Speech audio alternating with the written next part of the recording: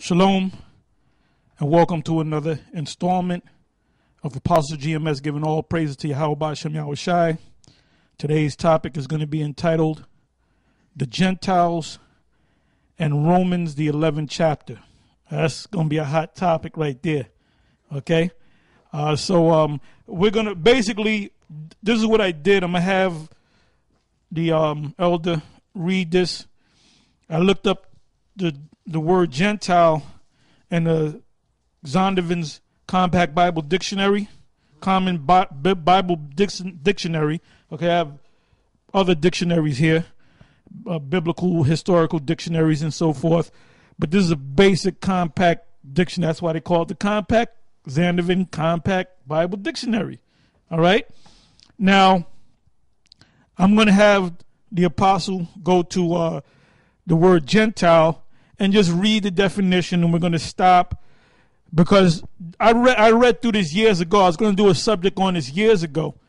And when you read the definitions, sometimes they're on point and sometimes they're way off.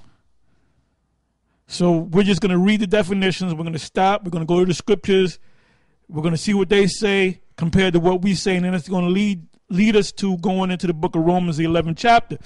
Romans, the 11th chapter, speaks about the Apostle Paul going to the Gentiles. These Gentiles that he went to were Israelites. They were not Edomites, Hamites, other nations, all right, as Ariah taught many years ago at One West, all right. These are Israelites that he went to. When his office was magnified, in other words, he went in the book of Acts, primarily in Acts 15, but you can go throughout the book of Acts, Acts 10, Acts 11, but Acts 13, and we'll go into that as well, Yahweh Shem Yahweh Shai Ratazah, and it's going to speak about how he had an argument with the Jews about him going to the Gentiles. He says, see that you put it, well, he's arguing with the scribes and the Pharisees, the Jews, all right? And he says, therefore, we go to the Gentiles.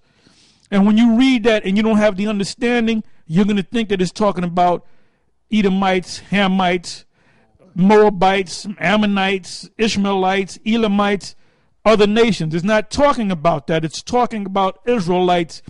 You have Israelites that refer to Greeks or Grecians, which knew that they were Israelites, but they were raised up in these other nations outside of the land of Israel. All right? And but what you're going to find out is these Greeks that the apostles encountered, Paul, Peter, the Grecians in the book of Acts, the 6th chapter, and so forth, they're all referring to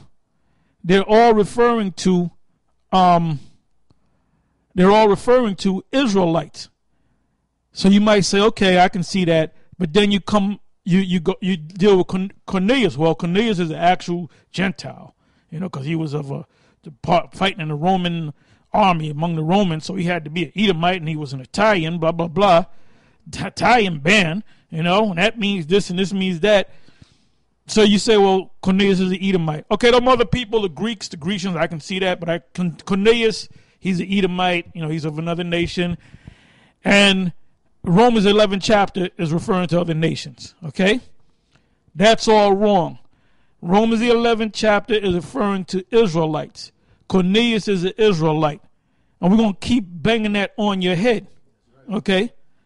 Not until you get it, because you might not never get it. Your eyes might not be open to get it, man. So anyway, go ahead, Ak. You can start reading.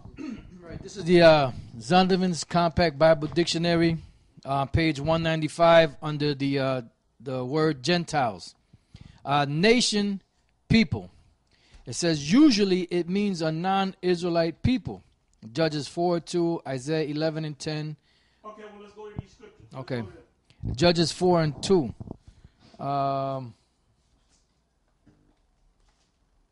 It's funny, we're just talking about. Okay, I got a.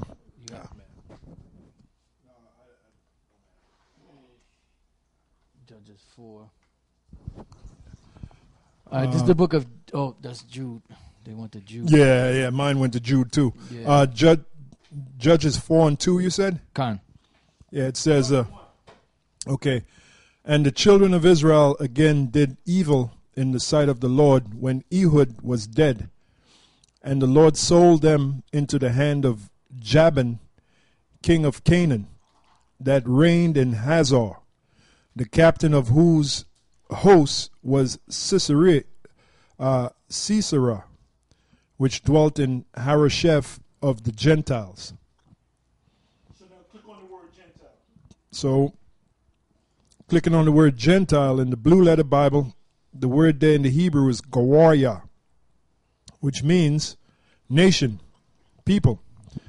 And I believe that is where you get the word Goyim from, which Goyim means nation, people. Now, I just wanted to say something on the word Gentile. Years ago, we went through this word. Matter of fact, when we had our old website back at the old school in Bridgeport, Connecticut, we did a page on the Gentiles. All right, our website consisted of many different pages. And one of the pages was the Gentiles.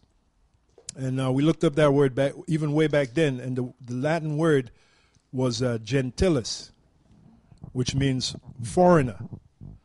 Okay, now, even in the etymology dictionary, I looked the word up. They have many different definitions for the word, but they do put the word gentilis there, which I'll just read what it says.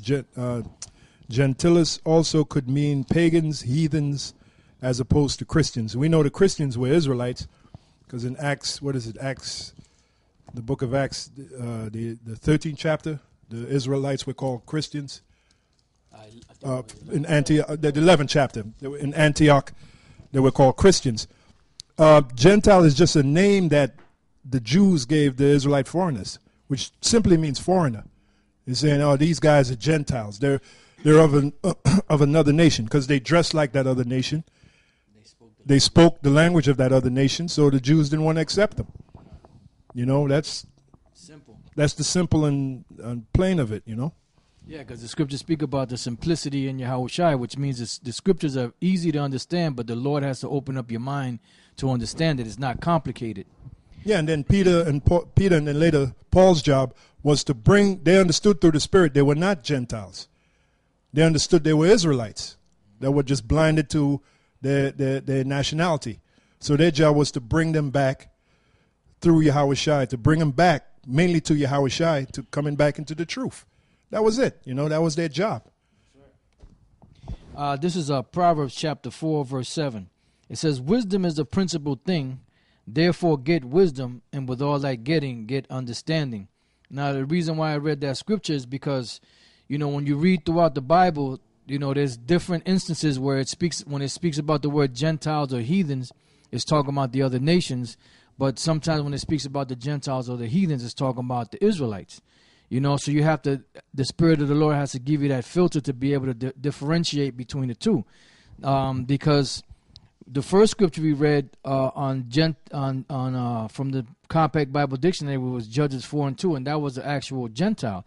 Now the next scripture they give is Isaiah 11:10. So in Isaiah 11:10, which we're going to get, we're going to show you the contrast between when they're right and when they go off. You know, because in this one they're trying to say that this is a non-Israelite person, which is not true. This is Isaiah chapter 11, verse 10. It says, in that day there shall be a root of Jesse, which shall stand for an ensign of the people. Now, out of the root of Jesse, you had King David, you had all the men down the line, and at the end of that lineage was Yahushua, which is their root. It says, which shall stand for an ensign of the people of Israel. It says, and to it shall the Gentiles seek, and his rest shall be glorious. So they're trying to say that word there, Gentiles, is talking about the other nations. But it's not talking about the other nations. It's talking about the Israelites that were scattered among these nations, lost their identity, so to speak, and now the Lord was bringing them back. Mm-hmm. Hence, Cornelius comes into the picture. And that's part of the fulfillment of the Gentiles waking up to the truth. Okay? Yep, that's right.